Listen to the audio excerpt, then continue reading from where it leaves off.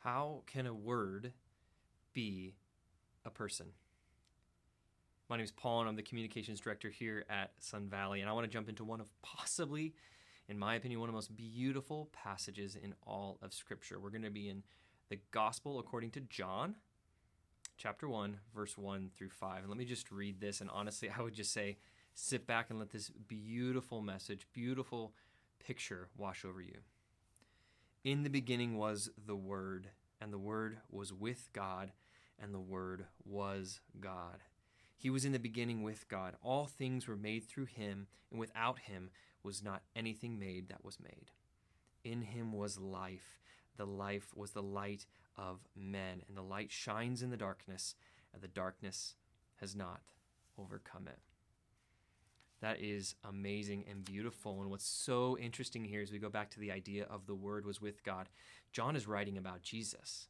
We know this now. This is a gospel all about what Jesus did in the world at that time, and it's incredible. But we need to look at is why are we calling him the Word? And there's a lot of teaching. You might have heard of the word logos and what that means, the Greek philosophy side. But I just want to jump into the idea of words. What do words do? Well, this is actually a connection. This part of the passage is actually a connection back all the way to Genesis 1:1, all the way to the beginning. And what did God do when he created? He could have done anything. He could have pointed, nodded, winked, done something. No, what he did was he actually just spoke. He spoke creation into existence. And what does speaking do when we're in normal conversation, maybe meeting someone for the first time?